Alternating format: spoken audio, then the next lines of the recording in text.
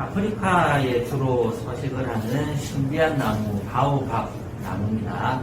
몸통이 어마어마하게 굵어서 큰 나무는 지름이 10m 가까이도 두껍게 자란다고 합니다. 그 굵은 몸통 속에 또 뿌리에 물을 가득 채워 넣습니다. 큰 바오밥 나무 한 그루가 품고 있는 물이 많을 경우에 10만 리터까지도 품을 수 있다고 해요. 저수지 하나를 몸속에 통째로 담고 있는 셈인데, 그래서 아프리카 사람들은 이 나무를 생명나무라고 부른다고 합니다. 건기가 몇 달씩 이어져도 코끼리는 이 나무의 껍질을 벗겨서 물을 빨아먹기도 하고, 새와 원숭이들은 나무가 맺는 열매의 수분을 빨아먹으면서 살아갑니다. 심지어 물이 부족한 마을에서는 이 나무 밑동에 물탱크를 만들어 놓고 마을 전체가 그 물을 나눠 마시기도 한다고 합니다. 놀라운 건 이 나무의 수명입니다. 짐바브웨에 있는 탕케라고 이름 불리는 바오밥 나무가 있는데요. 수령이 2,500살이 넘었다고 해요. 예수님이 태어나시기 전부터 이 나무는 거기에 있었습니다. 오늘 우리가 볼 레위기 19장에서 하나님도 이스라엘 백성에게 이 바오밥 나무와 비슷한 존재가 되라고 말씀을 하셨습니다. 너희는 거룩하여라. 나 여호와 너희 하나님이 거룩하기 때문이다. 너희는 거룩한 삶을 살아라 라고 말씀을 하셨는데, 바오밥 나무가 물을 품어서 2000년이 넘는 긴 시간 동안 생명을 흘려 보내듯이 우리도 하나님의 성품을 품고 닮아가라는 말씀이죠. 그런데 여러분, 이게 말씀처럼 쉬운 일일 수 있을까요? 어떻게 하면 거룩을 품고 흘려보내면서 오늘을 살 수 있겠습니까? 오늘 본문을 통해서 함께 살펴보려고 합니다. 첫 번째 단락 1절에서 2절을 보시면 너희는 거룩하여라 라고 말씀을 하시는데, 이는 의무가 아니라 닮음이에요. 자, 2절 말씀 같이 한번 읽어보겠습니다. 시작. 이스라엘 자손 모든 대중에게 말하여라. 너는 그들에게 이렇게 일러라. 너희 하나님인 나 주가 거룩하니 너희도 거룩해야 한다. 너희는 거룩하여라. 이 말씀 어떠십니까? 이 말씀 좋아하십니까? 좋아하는 성경 구절을 암송하라고 할 때 여호와는 나의 목자시니 내게 부족함이 없으리로다. 시편 23편 1절 말씀은 참 많이 암송을 하는데, 내가 거룩하니 너희도 거룩하여라. 이 말씀을 암송하는 분은 저도 그렇고 한 번도 본 적이 없습니다. 거룩하라는 말씀이 막 반갑고 하고 싶고 굉장히 사랑스럽고 암송하고 싶고 기억하고 싶고 냉장고에 붙여놓고 싱크대에 붙여놓고 싶으세요? 나 같은 사람이 거룩해질 수 있겠습니까?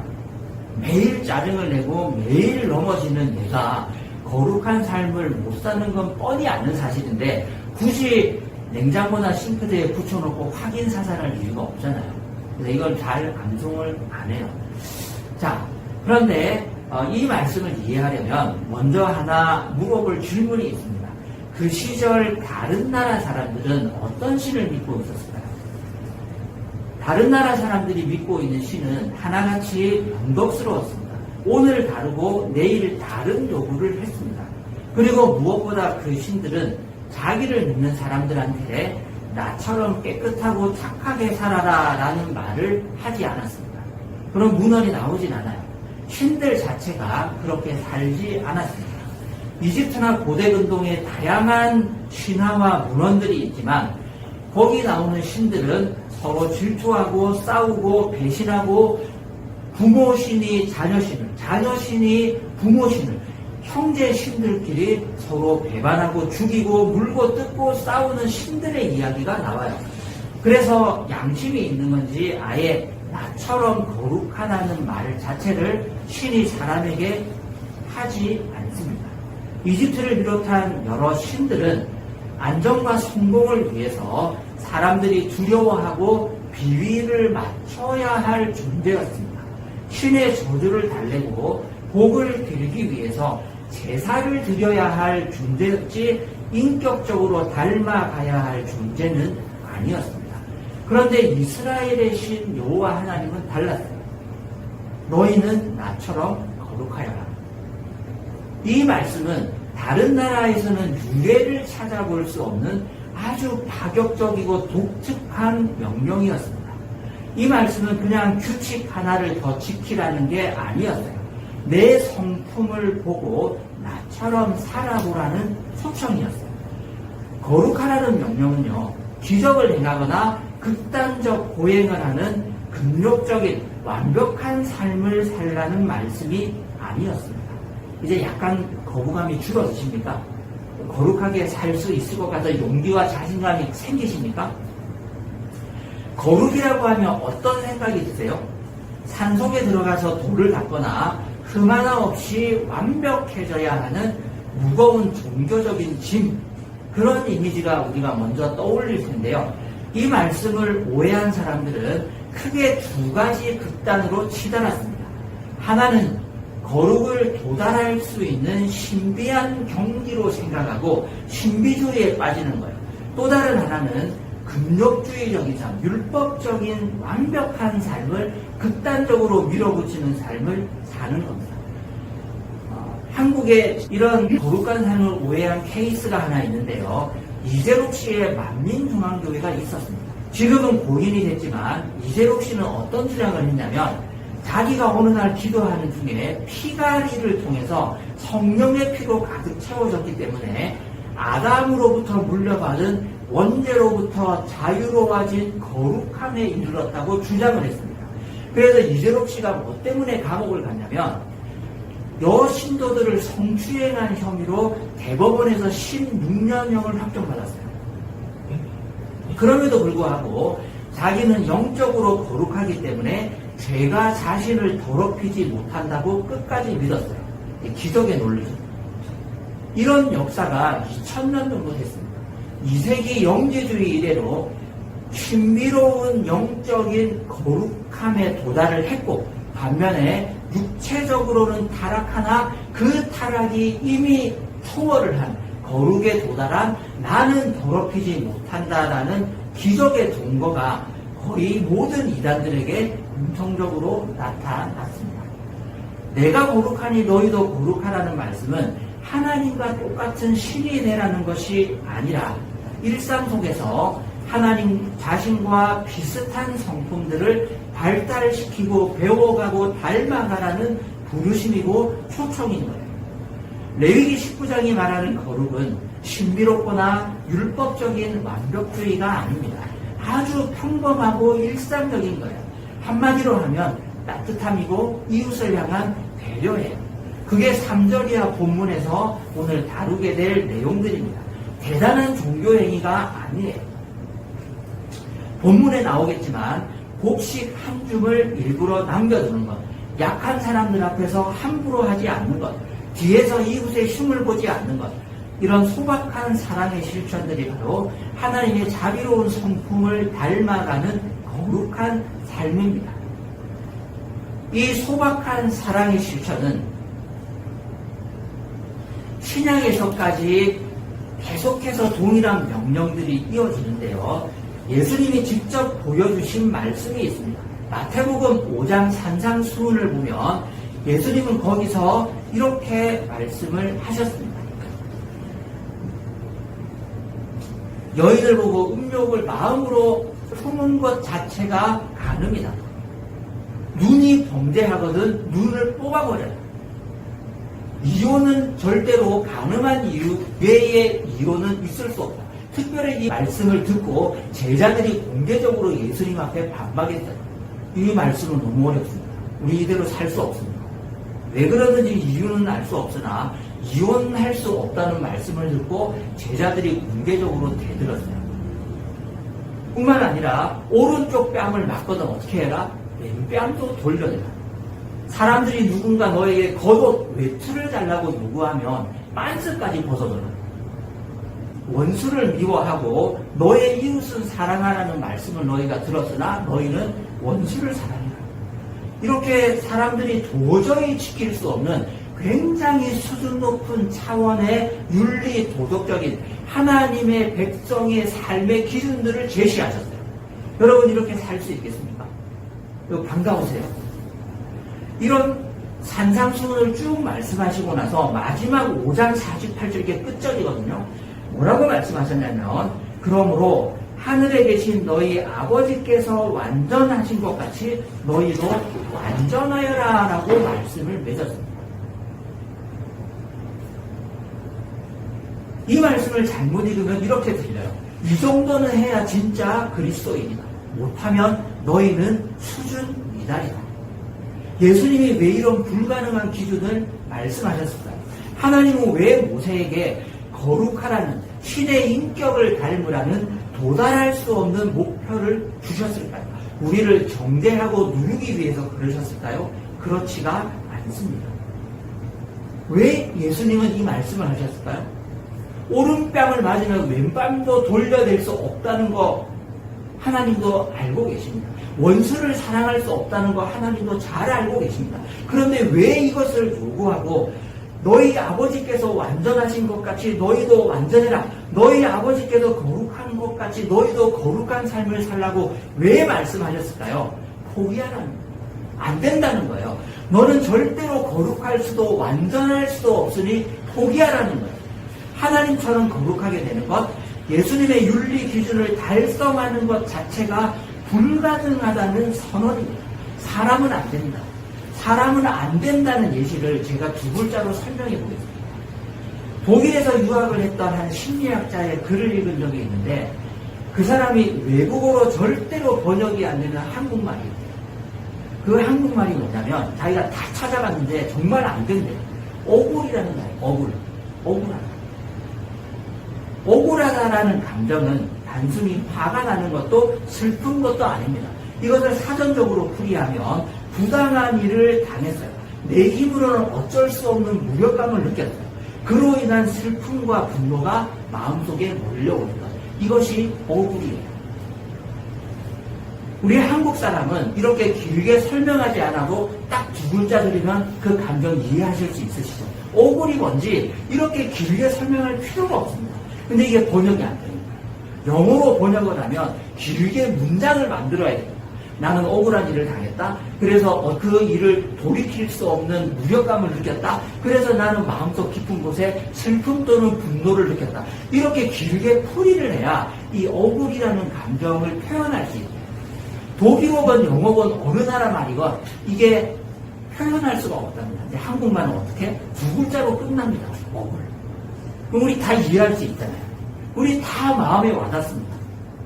부당한 일을 당했는데 내 힘으로는 어쩔 수가 없어요. 슬퍼하기도 하고 분노하기도 해요. 이게 억울이에요. 근데 거룩이란 건 뭐냐면 억울해하지 않는 게 거룩입니다.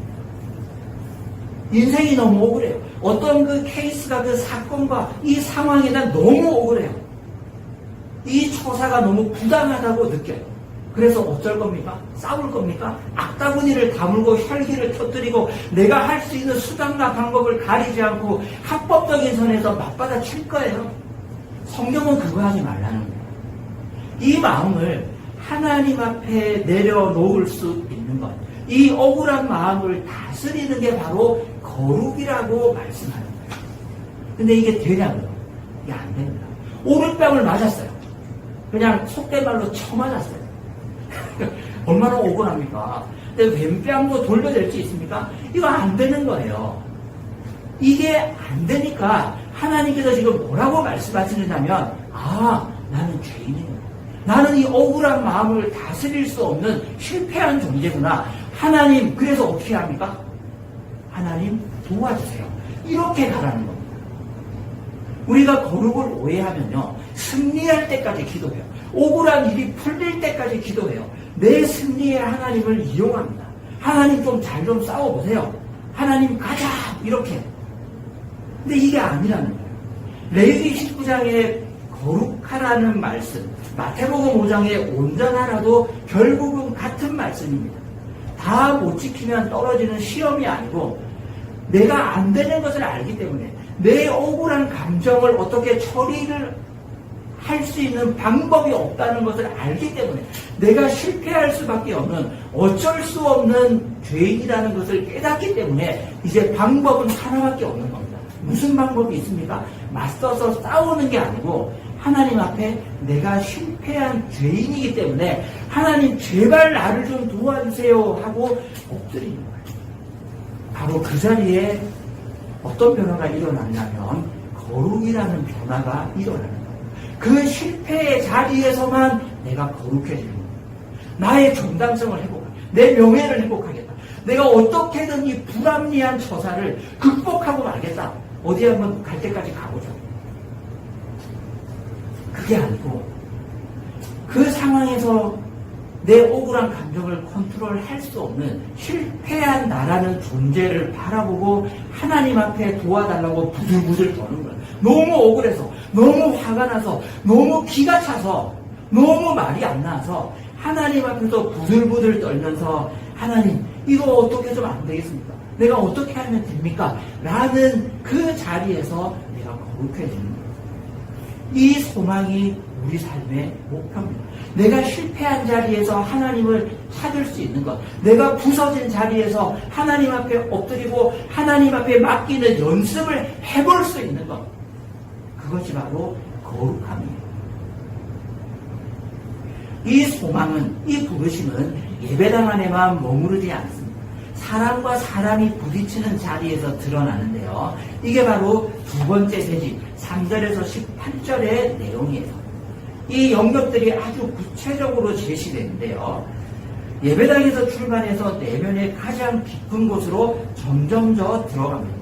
3절에서 18절까지의 내용들을 보면 아주 구체적인 규정들을 주시는데 3절 내 부모를 공경하라는 말씀에서부터 시작해서 도둑질하지 말고 속이지 말고 거짓말하지 말고 없는 사람을 무시하지 말고 재판할 때 공정하게 하라는 이 말씀들을 주세요.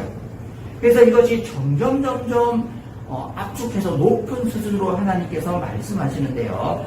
이 모든 규정을 하나로 묶는 거대한 원리는 뭐냐면 나는 여호와이기 때문에 나를 본받으라는 거예요. 어느 영역에서 하나님 앞에 예배할 때나 이웃과의 관계에서나 가족 간의 관계에서나 약자를 돌볼 때나 가난한 사람들을 돌볼 때나 삶의 거의 전 영역에서 하나님 닮는 연습을 해보라는 거예요. 억울한 일을 당해도 한번 참아보라는 거예요. 내 힘으로 어쩔 수 없는 정말 움직일 수 없는 사람을 만나서 괴로울 때도 하나님 앞에 하나님 저 사람 좀 어떻게 좀 처리해 주세요. 내가 죽일 수는 없으니까 하나님이 죽이시든 하나님이 좀 데리고 가시든 처리하든 나를 바꾸든 저 사람을 바꾸든 하나님 제발 나 좀 살려주세요. 그게 거룩이라는 거예요. 그 연습이 우리 삶의 전 영역에서 일어나는 것. 하나님이 원하시는 것은 바로 그거예요. 그런데 이 3절에서 18절을 가만히 보시면 10계명을 풀어서 분해해 놓은 거예요. 시내산의 율법이 이스라엘 사람들의 골목골목으로 내려온 겁니다. 그래서 1계명에서부터 10계명까지 이 모든 계명을 3절에서 18절까지 구절들에 다 풀어서 써놓은 거예요. 우리가 어떻게 살아야 하는지. 자, 17절 말씀 같이 한번 읽어보겠습니다. 17절입니다. 시작. 너는 동족을 미워하는 마음을 품어서는 안 된다. 이웃이 잘못을 하면 너는 반드시 그를 가일러야 한다. 그래야만 너는 그 잘못 때문에 질 책임을 벗을 수 있다. 3절에서부터 16절에 10계명을 풀어서 삶의 전 영역에서 우리가 이웃들과 어떻게 지내야 할지를 하나님께서 말씀하셨습니다. 그리고 17절, 18절이 이 긴 규정들의 최종 요약인데요. 너는 미워하는 마음을 품어서는 안 된다라고 말씀하셨습니다. 이 규정 하나가 앞선 규정들과는 완전히 다른 겁니다. 도둑질 했는지 안 했는지는 내 손을 보면 압니다. 거짓말 했는지 안 했는지는 여러 사람의 말을 들어보면 알아요. 그런데 마음으로 미워하는지 미워하지 않는지는 전혀 드러나지가 않습니다. 요즘 말로 하면 손절이에요. 그 사람에게 딱히 내가 나쁜 짓을 한 것은 아닌데 마음속으로 그 사람을 정리하는 겁니다. 특별한 행동을 하지는 않았어요. 하지만 연락도 끊고 관심도 끊고 조용히 밀어내는 거예요. 우리는 그걸 잘못했다고 생각하지는 않습니다. 뭘 훔치지도 않았고 입으로 욕을 하지도 않았으니까 검사 결과지는 깨끗해요. 그런데 마음으로는 손절하고 싫어서 밀어낸 거잖아요. 그게 미워하지 말라는 말씀입니다. 하나님은 여기에서 한 걸음 더 나아가서요, 반드시 어떻게 해요? 이웃이 잘못을 하면 그 잘못을 다 일러야 한다. 개역개정에 보시면 견책하라라고 되어 있는데, 이 견책하다는 것은 원어적인 의미로 보면 공식적인 자리로 끌어낸다라는 법적 용어를 가지고 있습니다. 이웃이 잘못을 했을 때 사적으로 그 마음을 품고 혼자서 부글부글 하지 말아야 해요. 그러다가 어떻게 해요? 이웃을 찌를 수도 있습니다. 그렇기 때문에 이웃이 잘못을 했을 때는 반드시 공적인 자리로 이것을 끄집어내서 공공의 도움, 공식적인 도움을 받으라는 거예요. 법적으로 가지고 가든 아니면 정말 이 미워하는 마음, 어떻게 할 수 없니 분노의 마음을 추스를 수 없을 때는 상담사에게 찾아가서 이것을 털어놓든 공식적인 루트를 통해서 그 이웃과 너 사이에 있는 그 잘못, 미워하는 마음들을 공개적이고 공식적이고 안전하게 처리하는 연습을 하라는 거예요. 이것이 너는 반드시 그를 타일러야 한다는 말씀의 본질적인 의미입니다. 하나님은 우리가 이웃을 미워해서 실수하지 않도록 어떻게 그것을 해소해야 할지 그 큰 원리를 말씀을 하셨는데, 궁극적으로 18절 말씀을 보면 한 백성끼리 앙심을 품거나 원수 갚는 일이 없도록 하여라. 다만 너는 너의 이웃을 어떻게 하라고요? 내 몸처럼 사랑해라. 우리가 이 말씀을 어떻게 하냐면, 우리가 우리 몸을 아끼잖아요. 우리가 우리 몸을 굉장히 아끼고 사랑합니다. 막 엄청나게 돌봐줘요. 그렇게 이웃을 사랑하라는 말씀으로 착각해요. 근데 이 말씀은 그런 말씀이 아니에요. 내가 내 몸을 사랑하고 돌보는 것처럼 어떻게 남을 사랑해요? 그건 불가능합니다. 내 몸을 사랑하듯이 내 이웃을 사랑하라는 이 말씀은 무슨 뜻이냐면, 나는 정말 포용력도 없고 사랑할 수 있는 마음도 없는 사람이구나. 이 무너진 마음을 가진 사람은 비로소 이웃을, 가족을, 친구를, 동료를 측은하게 여기고 불쌍하게 여기고 관용할 수 있고 품어줄 수 있고 사랑할 수 있는 마음이 생긴다는 거예요. 자, 앞선 1, 2절의 흐름이 지금 어떻습니까? 하나님 앞에서 내가 실패했잖아요.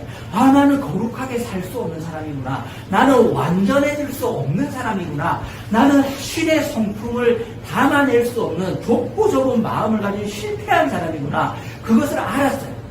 그런데 하나님께서 나에게 기회를 주시고 나를 사랑해 주시고 나를 품어주시고 받아주셨잖아요. 그래서 내가 나를 관용할 수 있고 받아들일 수 있게 됐어요. 이제는 그 마음을 내가 나를 사랑한 것처럼 내 이웃도 받아줍니다. 이 말씀은 그런 뜻입니다.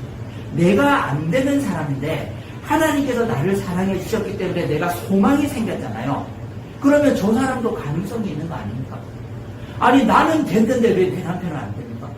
내 아내는 사랑을 받았는데 왜 내 남편은 사랑을 받지 못해요? 하나님이 나는 용서해 주셨는데 왜 내 친구는 용서 안 해줄 거라고 믿으십니까?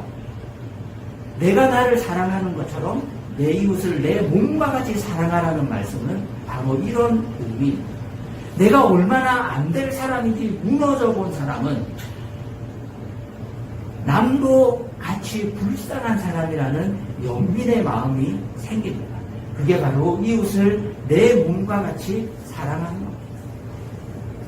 내가 용서받은 것 이상으로 이웃도 남도 용서받고 사랑받을 사람이라는 것을 인정하고 아끼는 것이 율법의 정신입니다. 그래서 레위기에서는 하나님은 이스라엘 백성에게 가난한 자나 타국인을 사랑하라고 명령하실 때마다 어떤 전제를 붙이냐면, 오늘 본문에도 있지만 그들이 과거 이집트에서 철저히 무너졌던 노예이자 나그네였던 시절을 기억하라고 당부하십니다.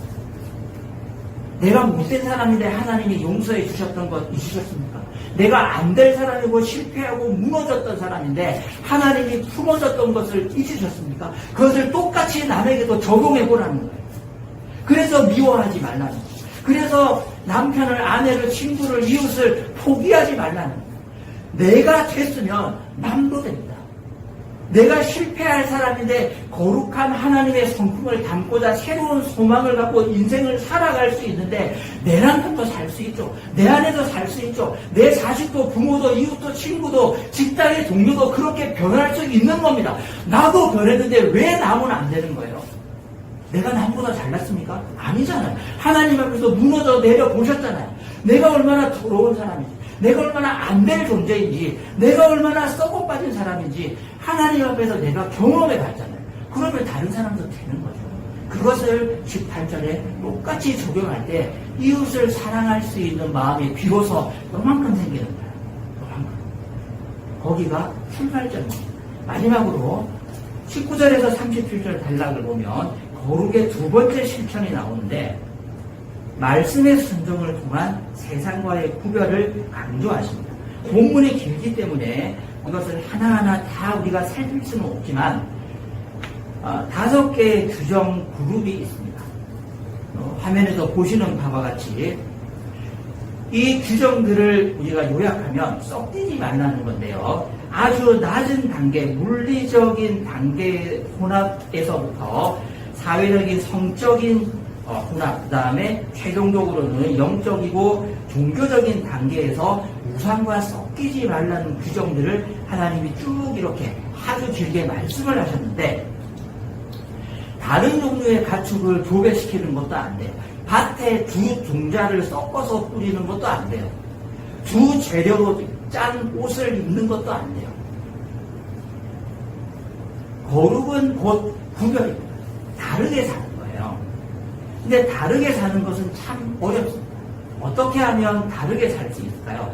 23절에서 25절 단락에 아주 독특한 규정이 하나 나오는데요. 25절 말씀을 보시면 우리 같이 한번 읽어보겠습니다. 시작. 그러나 과일을 맺기 시작하여 5째 해가 되는 때부터는 너희가 그 과일을 먹어도 된대. 이렇게 하기만 하면 너희는 더 많은 과일을 거두게 될 것이다. 나는 주 너희의 하나님이다.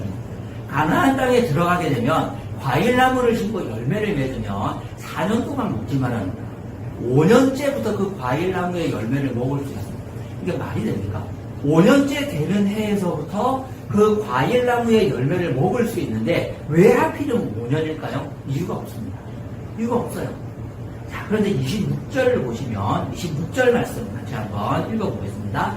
시작. 너희는 어떤 고기를 먹든지 실제로 먹어서는 안 된다. 너희는 점을 치거나 마법을 쓰지 못한다. 27절 말씀 같이 한번 읽어볼게요. 관자놀이의 머리를 둥글게 깎거나 왼다리를 밀어서는 안 된다. 이게 무슨 말씀이냐면, 자, 25절까지는 왜 5년부터 과일나무의 열매를 먹을 수 있는지는 알 수 없으나 어쨌든 오래 굉장히 오래 기다리는 거잖아요. 그리고 26절부터 무슨 말씀이 나오냐면 점을 치거나 무상 숭배하지 말라는 말씀이 나오고 27절도 그런 차원이에요. 고대인들은 이게 머리카락과 수염이 우리가 계속 자라잖아요. 그렇기 때문에 여기에 신적인 요소가 있다고 믿었습니다. 그래서 자신의 머리카락이나 수염을 깎아서 신에게 무상 숭배하는 관습이 있었는데 그거를 하지 말라는 거예요. 그래서 말씀대로 이 머리카락을 깎지 않고 구렛나루 수염을 깎지 않으면 이런 헤어스타일이 됩니다. 그런데 성경이 말하는 이 영역이 여기거든요. 회색으로 칠해진 부분. 그래서 헤어스타일과 구렛나루를 깎으면 이런 사람이 돼요. 그러니까 여기 있는 털을 밀어서 우상에게 제물로 바치는 거예요. 그걸 하지 말라는 거예요. 그런데 현대 유대인들은 이게 현대 전통 유대인들의 헤어스타일. 이렇게 이상한 헤어스타일, 이게 뭡니까? 뭐 빨간 머리 삐삐예요, 뭐예요? 이게 전통이라고 레위기 율법의 준수라고 이 사람들은 실제로 믿어요.